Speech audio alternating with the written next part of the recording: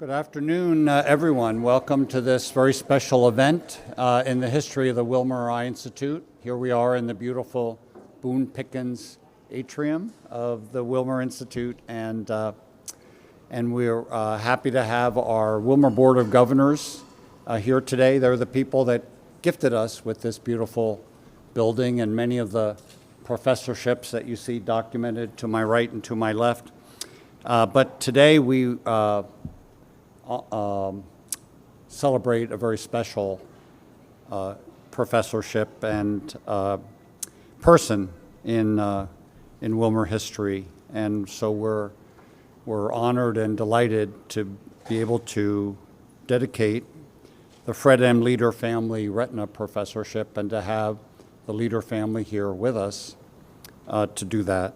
We're also delighted to have our Executive Vice Dean for the School of Medicine, Dr. Landon King, and our special trustee, Mr. Howard Woolley. Because these professorships are held by the university, we need someone with the to grant us the imprimatur of the university, and that's where those trustees come in. They usually just sort of do it as a duty of their office, but in this case, we have a trustee who's got skin in the game in this particular event, and I know he'll tell us about that later on.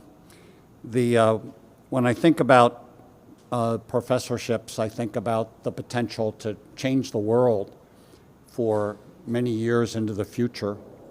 I think of and I think it may be mentioned in the book, the Lucasian Chair at Cambridge University in England, dedicated in 1669, and the second holder was Isaac Newton, who invented, of course, calculus, for which I'll never forgive him. And then very recently, it's been passed on and on and on, and recently it was Stephen Hawking. And so Dr. Scott, no pressure, but, but I am thinking that long after Peter MacDonald has shuffled off this mortal coil, people like you and your successors with this professorship will honor Fred M. Leader by doing great things to make the world a better place. Why are people so generous? Why do they do this for us? Join us in our mission to alleviate suffering from vision loss and hopefully prevent and eliminate eye diseases. And to me, it's external validation that we're doing some things right, at any rate at Wilmer, that people want to help us. And with all the good causes, all the good things they could support, that a person like Fred Leader did this for us. And it will change the Wilmer Institute, and I believe it will change the future course of the care of patients with eye disease. Now, it's as you'll hear about this, Adrienne Scott is a Dookie. We stole her from Duke, and she's an expert in a disease, sickle cell disease, and it's such an exciting time because when my wife and I were medical students, you'd see children with this mutation and what a difficult life they led, and often very short in life, and it was not rare that they would lose their vision. But for children, a child born today with this mutation, the future is pretty bright one. It's very different. And we're envisioning ending this disease, certainly as a cause of blindness. Now, just 2 days ago, Dr. King was here, and we dedicated a professorship, and a young woman faculty member at Wilmer was the recipient. And her division chief got up and spoke about her, why she deserved this professorship. And after the event, her father came up to me and said, "I had no idea my daughter was doing any of this stuff." And she never mentioned any of it. She didn't. And I would say, Mr. Williams, don't you think that's wrong, that a daughter doesn't communicate regularly with her dad about what. Yeah. So I expect Adrienne at least every weekend to give you a call and update you on what she's doing, all the great accomplishments. You'll hear about those in detail from her division chief in a few minutes. But maybe 2 years ago, she received the Consulting Physician of the Year Award for Johns Hopkins Hospital. Now, Wilmer's had a lot of very, very famous people, doctors revered around the world, and she's the first one to ever receive this recognition, and the first ophthalmologist, and so it's recognition from the other departments, other specialties here at Johns Hopkins of Adrienne's hard work, and in sickle cell, she's a pioneer. So we feel she deserves it. So I want to hear from you that she's communicating regularly how she's doing. I don't care whether she tells Tim, her husband, much at all, but for you, it's be okay. And I think, did we just get the children here in time? So we're good. So with that ramble, it's my pleasure to welcome the Leader families and Adrienne's family, and to the podium, our Executive Vice Dean, Dr. King. Landon.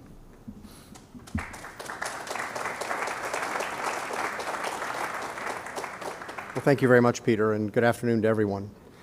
I want to thank all of you for being here for this wonderful occasion. Certainly the Leader family, we can't thank you enough for your generosity, the members of the governing board and others of the Wilmer and Johns Hopkins Medicine communities. Thank you all for being here today for this incredibly special event. On behalf of the Johns Hopkins School of Medicine, I'm honored to help celebrate the dedication of the Fred M. Leader Retina Professorship in Ophthalmology and our inaugural recipient, who was just very seriously charged by her department director, Dr. Adrienne Scott. So I've mentioned, a time or two before when I've had the privilege to be here that I grew up in Lexington, Kentucky. We had a family friend who, after learning that I was coming to Johns Hopkins some unstated number of years ago to do my residency and have been here since, he said, when I was 8 years old, my father and I got on a train in Louisville, Kentucky. This is the early 1930s. To come to Baltimore because I had something that was threatening my vision. And I came to see the Wilmer Eye Institute. And whatever it was that happened in the 1930s helped to preserve his vision. And it was a deep enough, of course, personal enough reflection that he reached out to me after I had come here to say, can I tell you this story because this is a very special place to me. Wilmer is where magic happens. And I'm really pleased to be here today to help honor Dr. Scott because, in fact, I know that she, like a number of you here, are individuals who, in fact, to the day, still allow our patients to feel like magic happens here. And it's a very, very special thing. So thank you for that. Endowed professorships enable both creativity and stability and are of central importance to allowing a great academic medical center like Johns Hopkins to continue with our forward progress. The generosity of our supporters for the Wilmer Eye Institute, coupled with the incredibly high caliber of the Wilmer faculty, allows Wilmer to serve as a model for other departments of ophthalmology around the country and around the world. We're grateful to Mr. Fred M. Leader and his family for recognizing Wilmer and establishing this professorship. The Fred M. Leader Family Retina Professorship provides a career-changing opportunity for our inaugural recipient, Dr. Adrienne Scott. The excellence of our university depends strongly on endowed professorships.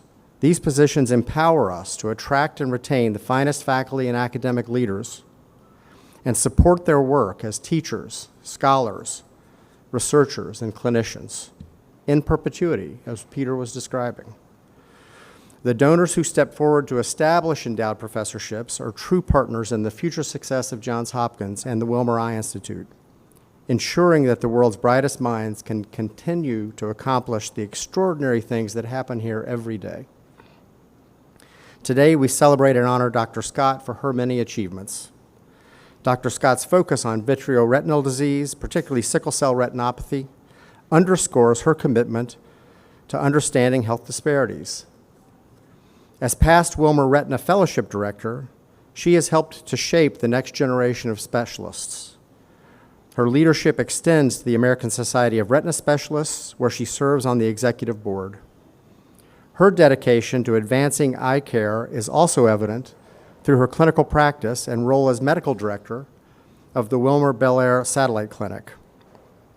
Dr. Scott, thank you for all of that. So I'd like to now invite Johns Hopkins University trustee Howard Woolley to join me here.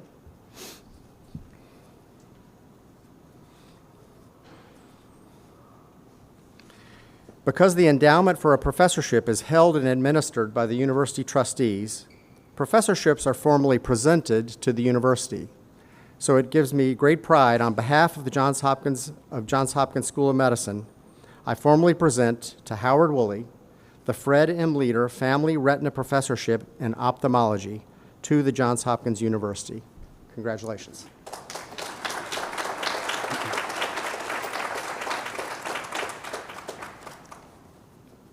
Thank you, Landon. I really appreciate that. And the university appreciates your generosity. On behalf of Johns Hopkins University, it is my great pleasure to formally accept the Fred M. Leader Family Retina Professorship. I am immensely proud to recognize the formal establishment and dedication of this professorship.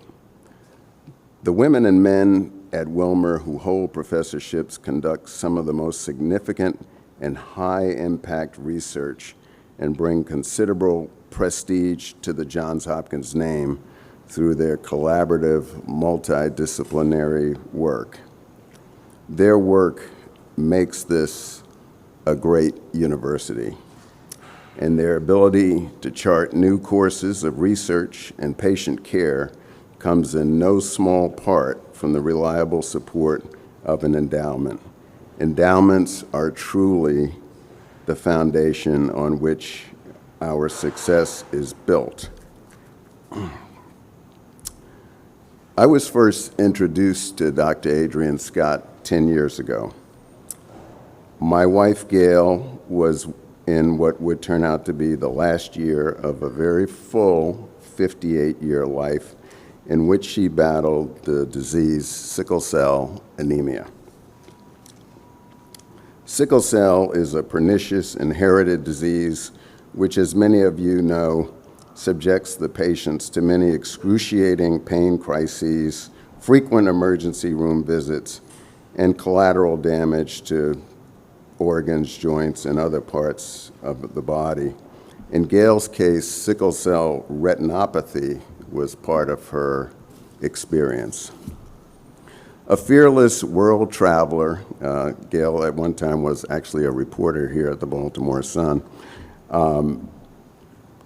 In 2014, she planned a trip for us to go and see the Amazon rainforest. I have to say rainforest now because if you just say Amazon, people think you're getting ready to order a package. So,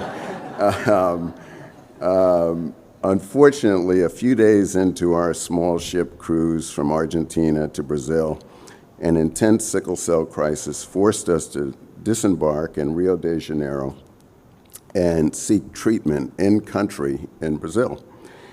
After stabilizing her, she was airlifted here to Johns Hopkins, where a team saved her life. And as she began to recover, they realized that severe damage had been done to her vision, and in particular, her retina. And the fellows who came over from Wilmer to visit her over at the main hospital said, "You need to see Dr. Scott." So we made arrangements to see Dr. Scott, And Dr. Scott was able to restore much of her vision. She was able to live a satisfying remainder of her life. She finished her memoir that she wrote, and we got published posthumously. Sometime after her successful sight restoration, a discussion developed around Dr. Scott's interest in sickle cell retinopathy, and Gail learned about this. And typical of Gail, when she learned about Dr. Scott's interest in the research in sickle cell, she said, "Howard, we should support Dr. Scott." And after 34 years of marriage, I said, "Yes, dear." You know, I couldn't imagine anything else to say. I look back now, and I'm so proud of Dr. Scott and what she has accomplished. After Gail passed in 2015, I was glad to continue the funding and was pleased to see the research papers that were coming out of her work. And over the years, our family has gotten to know Dr. Scott, and we are all proud to see this day as she is installed as the Fred M. Leader Family Retina Professor of Ophthalmology. Thank you, Dr. Scott, for all you do for patients, and to the Leader family, thank you. And at this time, I'd like to invite Dr. McDonald back to the podium.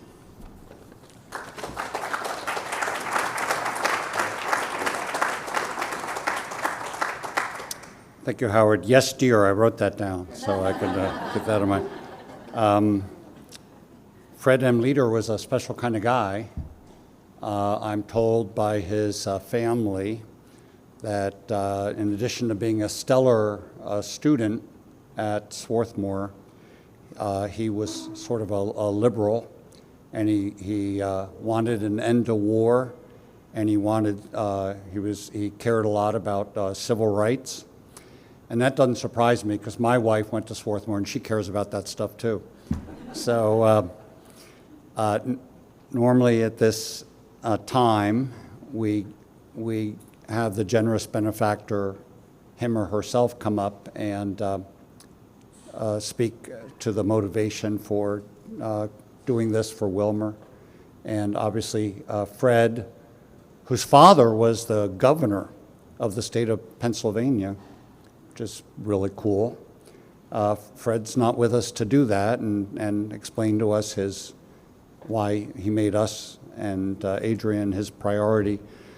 So representing Fred and the Leader family is his brother David, who will speak to us. David, please.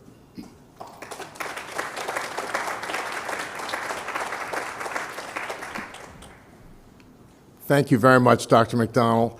And I promise you that any one of us would be thrilled to say a few words about Fred because he was a remarkable individual.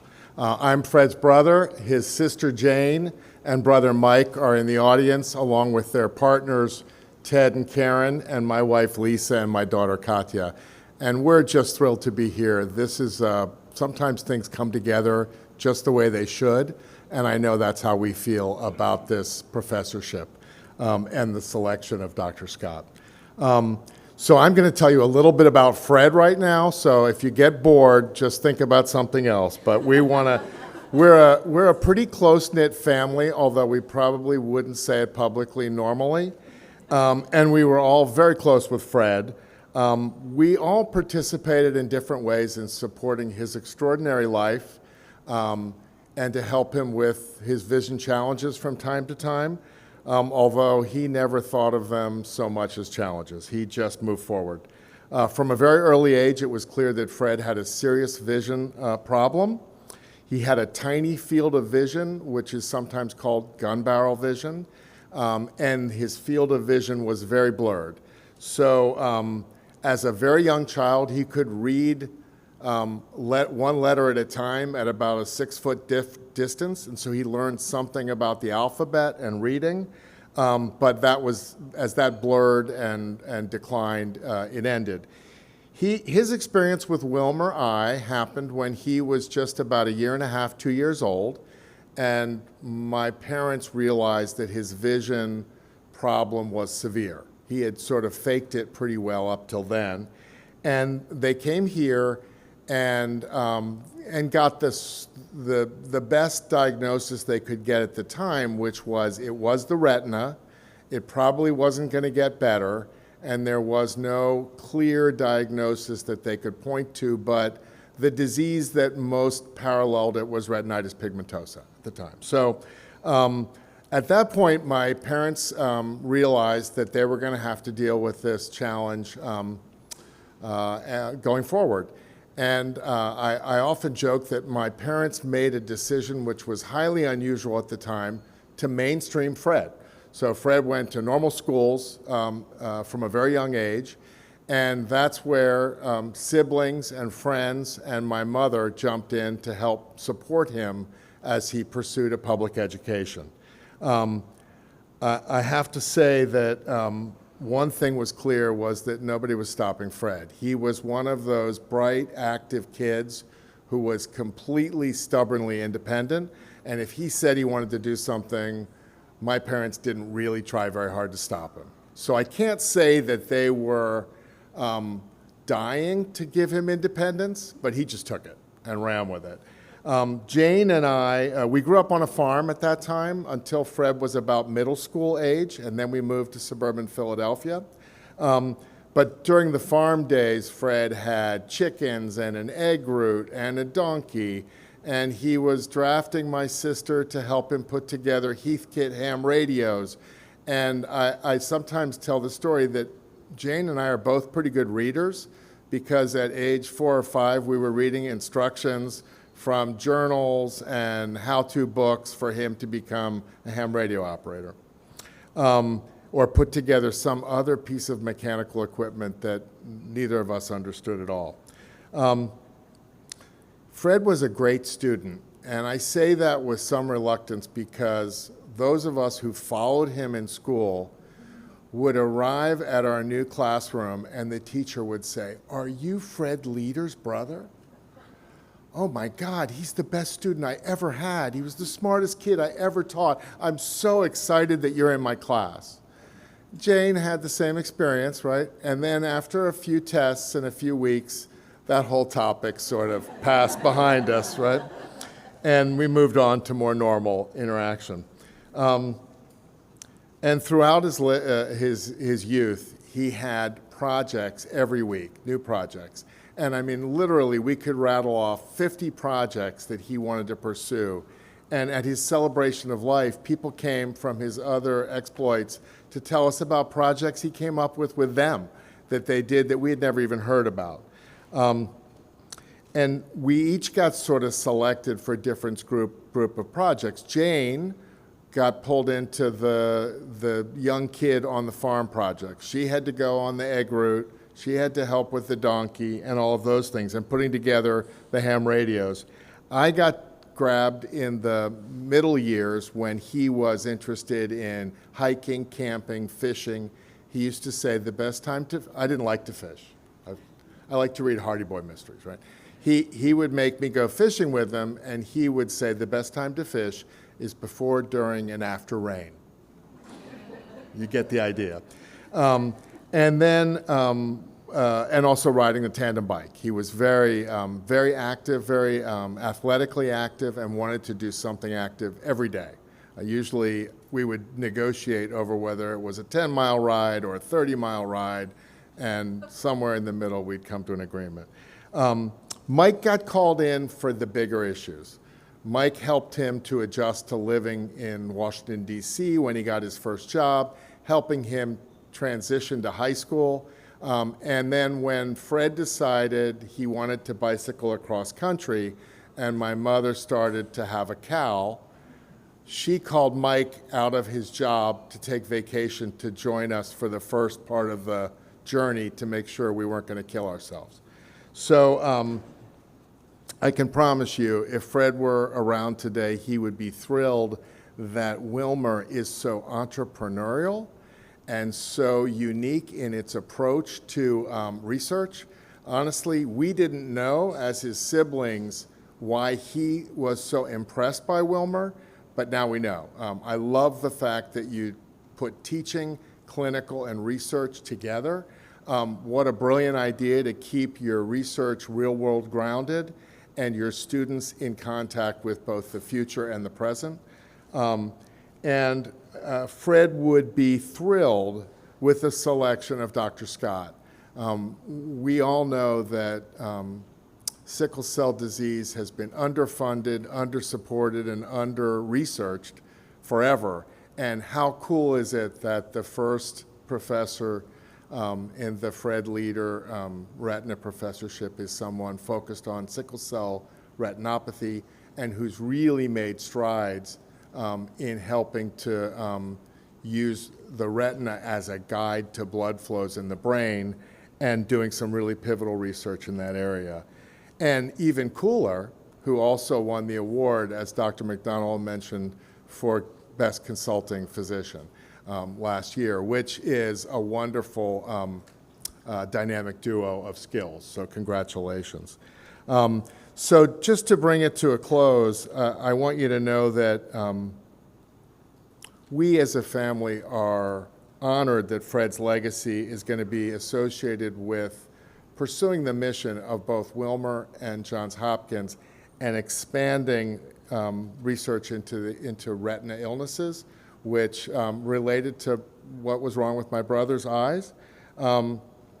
We're also glad that the gift Fred made can sponsor a fellowship for pediatric research, pediatric support, pediatric ophthalmology. And for us, it's really cool that this is a lasting legacy to Fred's creativity and belief in moving forward and making things better.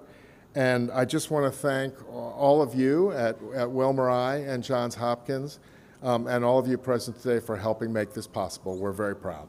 Thanks.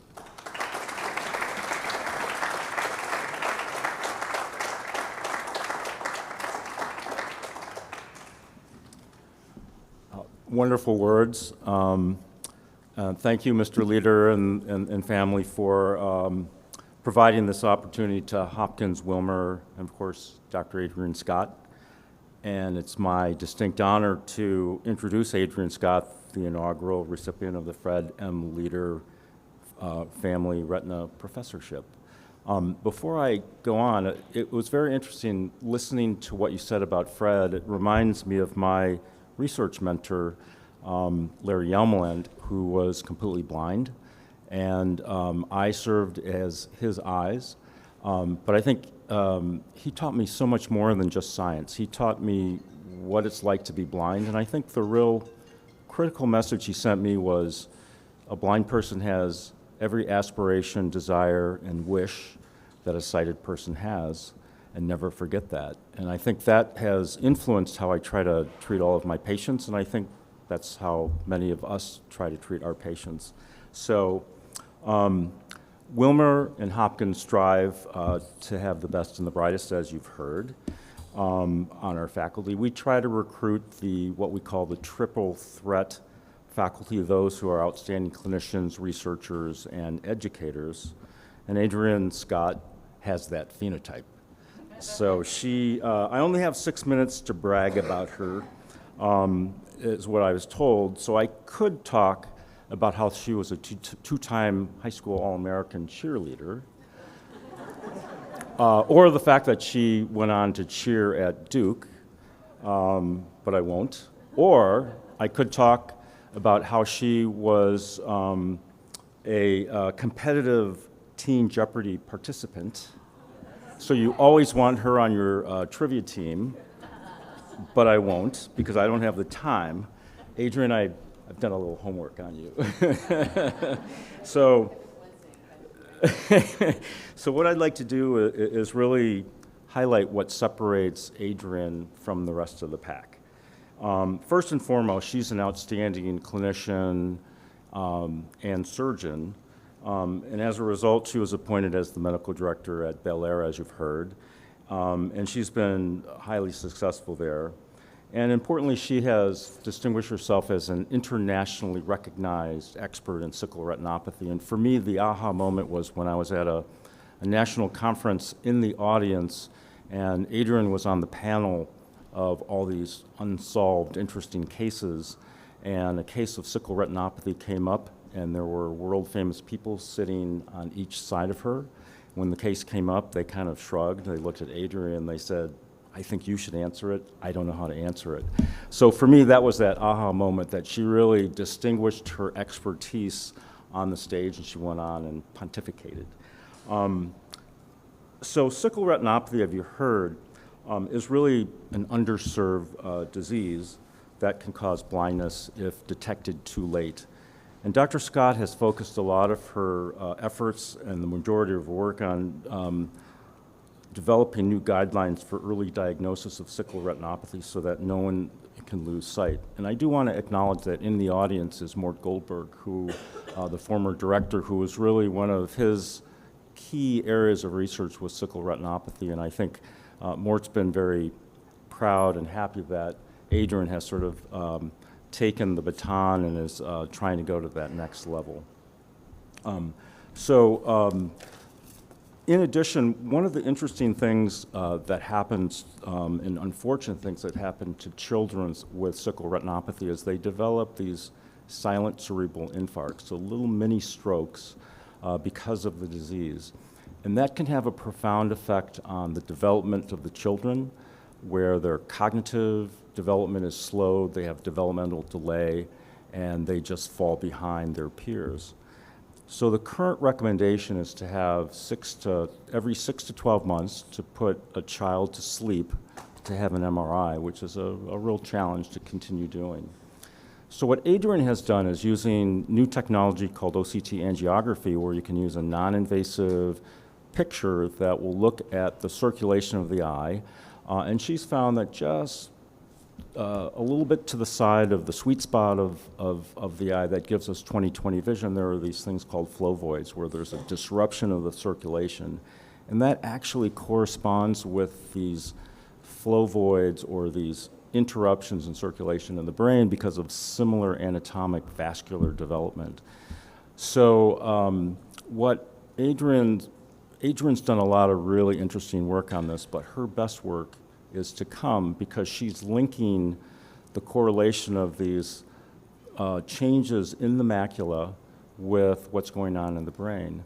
So if she's able to accomplish that, she can have a 5-year-old sit and have this non-invasive picture, which is not too bright, so it's easy enough for a child to withstand. And if there's an abnormality, then those are the kids who really should be prioritized to get an MRI. So what's really distinctive about this research is most of us, including myself, our research studies an ocular disease, so we make impact on ocular disease. But what Adrienne is doing is she's making an impact on ocular disease, but she's extended that to the whole body and the whole welfare of the child. So to me, that's true impact. And that's why she is so deserving of this professorship.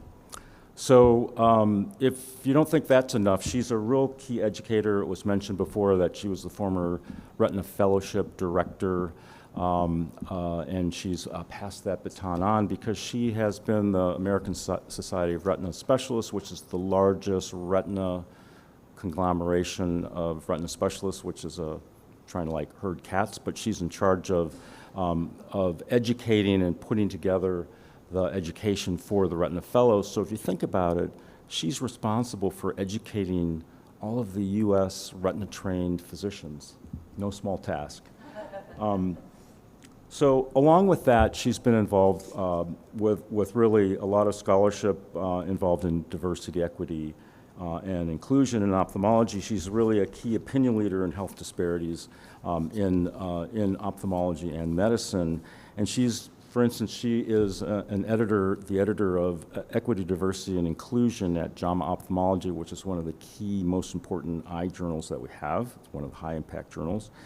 She's done the same thing at the ASRS, or the American Society of Retina Physicians, and she's also been involved in the National Medical Association, which is the largest and the oldest medical organization dedicated to enhancing the quality of health among minorities and underprivileged people. And so she's been involved in getting people involved in both of those organizations. And if that's not enough, she has organized a new sort of program called Resource in the Retina Society, which is sort of this eye nerd retina society that really tries to forward a number of different topics in retina. So she's in charge of that. I could go on more, but I'm going to end by saying that in addition to all of that, I believe Adrienne is one of the nicest people I know. She is kind, thoughtful, and always willing to help. And as the division chief, it's really nice to know that she's always willing to help. And she generates a sense of confidence, and she creates that let's get it done attitude. And every room she walks into, you sort of feel that strength, and I think you will feel that when she makes her comments. And of course, her non-medical hours are spent raising with her terrific husband, Tim, who walked in late with the posse of a 15-year-old, a 13-year-old, and an 11-year-old, Mason, Maxwell, and Sydney, who are all thriving. So let's pause for just a second. So on top of everything she's doing, she's raising 3 essential teenagers, right? And I recognize that she is not in man-to-man, she's in zone defense. It's 2 against 3. So I think that's a real tribute to everything else she does, and she's always got a smile on her face. So I am so happy that the Leader family has afforded Adrienne the wonderful opportunity. And I know from my own personal experience, when I got my professorship, it really provided a jolt to accelerate the research that I'm doing, and I expect the same thing will happen to Adrienne, and I really can't think of a better candidate to receive this award. Congratulations.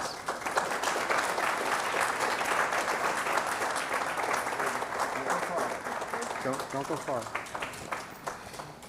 Thank you, Dr. Handa, for sharing what was really an extraordinary, brief, but nonetheless extraordinary list of accomplishments that Dr. Scott has undertaken in leadership, in clinical care, in teaching, in research. Thank you for explaining that work in a way that a lung doctor could understand it also. I'm grateful for that piece, and it made it even more remarkable. Just as you referenced, Jim, I have no doubt that with the support of the Fred M. Leader Family Retina Professorship, Dr. Scott will be able to further advance the really remarkable things that you've already been doing and further advance the tripartite mission. So with that, a professorship is really one of the, if not the highest honor that we can afford to a member of our faculty within the Johns Hopkins School of Medicine and Johns Hopkins Medicine.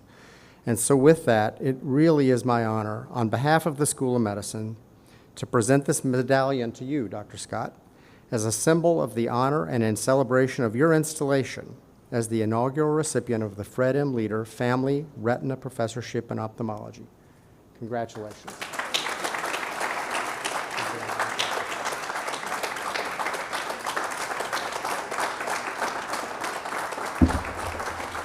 Remarkable. Thank you. Okay. All right. I hope I can be heard. I hope this will be brief. I think it'll be brief. Those who know me well know that me being center of attention is like kryptonite to me. Like, it's the worst thing you could ever think of. Like, we had our first baby. My husband will tell you, you put your room up there, put your name on the room. I said, I don't want my name on the room.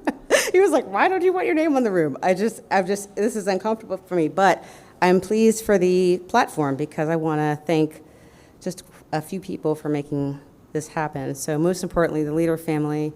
I mean, my goodness. I mean, just learning about Fred, learning about his life, what an honor.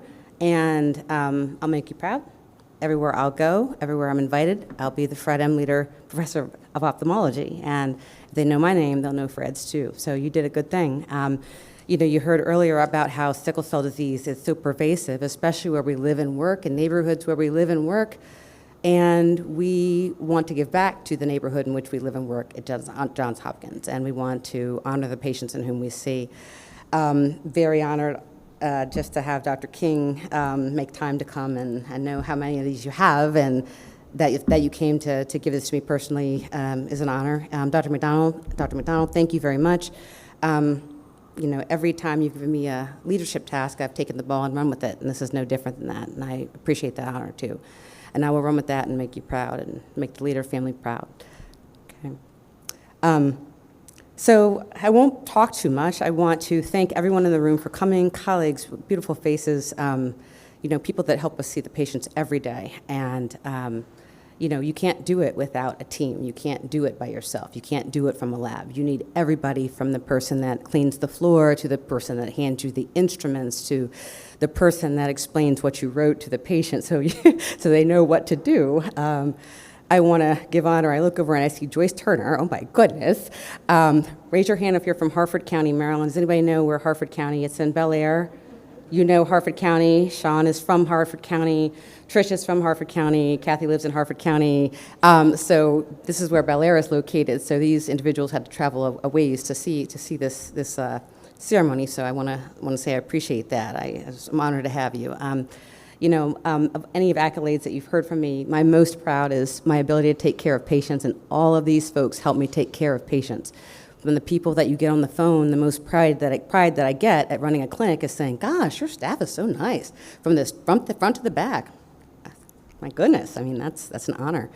You know, these are the people that help us take care of the patients, and this is why we do what we do. So I'm honored that so many people have come to say hi, that are local, that make things and make the world run, and thank you for coming, okay? Yeah, well, it's an honor, really. You know, it's really an honor, and I really, you know, want to thank everybody, colleagues that I see, wonderful familiar faces that you could have gone home to have your Michelobes for the evenings, but you came to celebrate with me. You know, I want to accept this on behalf of Mort Goldberg, who is, you know, known as the father of sickle cell retinopathy. It's a disease that affects the eye. But it affects every organ system, as you've heard earlier, and it's fascinating because I really believe that so many of the links between how the sickle cell patient's body affects their life, we can learn from in the eye. As Dr. Handa mentioned, you can see absence of blood flow.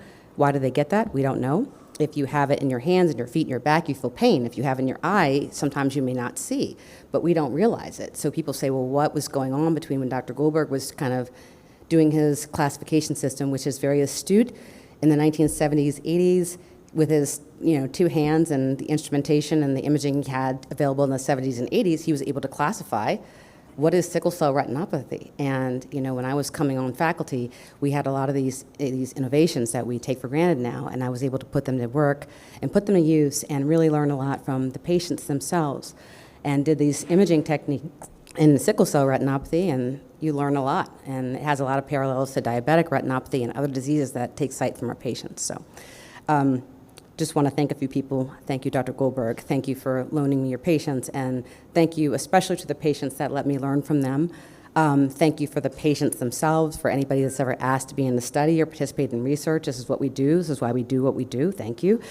You know, sickle cell is the kind of disease, we've known the gene for decades, I would say a century, and why can't we cure it? We should be able to cure it, and I feel like with the right people in the room asking the right questions with the right backgrounds, we ought to be able to cure it, or at least make life much better for affected individuals. So such a blessing to be able to know Howard and Gail Woolley, who passed away, as you mentioned, Mr. Woolley. So 3 people I'd like to thank who could not be here with us. And before I do that, I want to thank my dad for coming. You know, he came from D.C., not too far, so, and my brother Victor, so thank you. And my children, Max, Sydney, Mace, and mother-in-law Roberta, who's a proud, loyal Wilmar patient of many of us on the faculty, and my rock, Timothy Scott. Thank you all for making the trip. The 3 people that couldn't be here with us, number 1, thank you, Fred Leader. You know, I will continue your legacy and make you proud. Thank you, Leader family, for thinking of your generous donation. It'll really help a lot of folks that need the help, and as you mentioned, sickle cell is an underfunded disease, so, and anything I've ever been tasked with, I take the ball and I run with it. I just do, and I will, and I'm proud that you invested that in me. You know, second person who couldn't be here with us was certainly Gail Woolley. I was reading over her memoir in prep for this discussion. And, you know, it just fascinated me that I have a half a page in her memoir. I mean, she wrote about everything that was happening to her. Jesse's laughing because it's true. No, it's true. Yeah, and that memoir is available on, what is it, Amazon.com for X dollars. See Mr. Woolley in the back if you want to order a copy. No. But, you know, she said that she came in, she lost her sight, and hearing from a patient, what's that like to lose your sight? Everything else is going on with your body. They had done this trip to Brazil. They thought they were going to have like a great trip, but she ended up needing urgent medical care. So, I mean, I'm just really blessed to be able to have the skills, the expertise, the training to know how to restore someone's sight so they can write their memoir. Right? You know, Gail is the best compliment I've ever gotten is that, you know, Howard kindly invited my husband Tim and I to Gail's one of her homegoing services in the Outer Banks, North Carolina. And her one of her friends said, well, Gail liked you and she didn't suffer fools. That's good, right? That's good, I guess. So this autobiography is talking about how, you know, they had her airlifted and said she needed to see the sickle cell retinopathy specialist. So it's a Tuesday morning, I'm bopping in. I mean, who knew that potentially the things that I have and the skills that I have could change someone's life in such a way? It was a Tuesday to me, but it was her vision. And oh my gosh, I'm all the way to see this person that can help me. And thank you for investing in me, Howard, and thank you, you know, to Gail. Can't be here with us, but I hope that Johns Hopkins and Wilmer continue to invest in sickle cell retinopathy because I think we can make a difference, okay? Third person is my mother, and I lost my mother in 2022. And this would be like her Olympics, right? She's in academia. She was at the University of District of Columbia, PhD in English, and she just really encouraged education, higher education. Those who knew her were kind of nodding because she would be so proud. And you'd call her and say, you know, and she'd say, I'm on the other line. I'm getting ready to go to my daughter's ceremony. She's being, given an endowed professorship. Yeah, she'd make sure you do. She like, you know, yeah, she would. She'd be very proud. So I want to thank her because she instilled the love of education. And my sister, my brother, and I, and my brother is here in the front row next to my darling Sean. But, you know, so that's I just want to kind of give my gratitude for those of us who showed and who came and just want to honor Fred and the Leader family and just to say thank you, and Dr. McDonald will make you proud. So that's it. Thank you.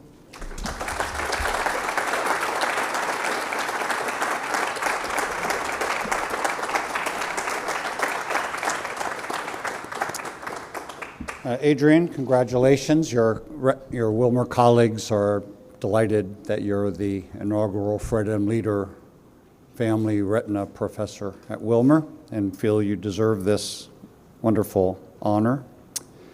And for the Leader family, it's been a pleasure to meet your beautiful family, and we hope you'll feel that you're part of the Wilmer family from now on, if you didn't already. And there's a rule, these professorships are not official until the unveiling. So Adrienne, if you and would call upon your family to help you, we will unveil the plaque. So order them. Let's see some leadership here.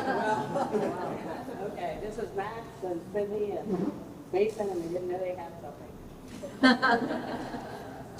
So my daughter, who is just turned 13, said, Mom, what's your biggest flex? All right, let's see. No, let's try.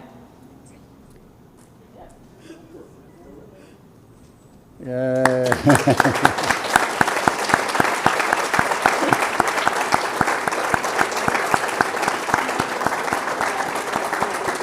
Okay.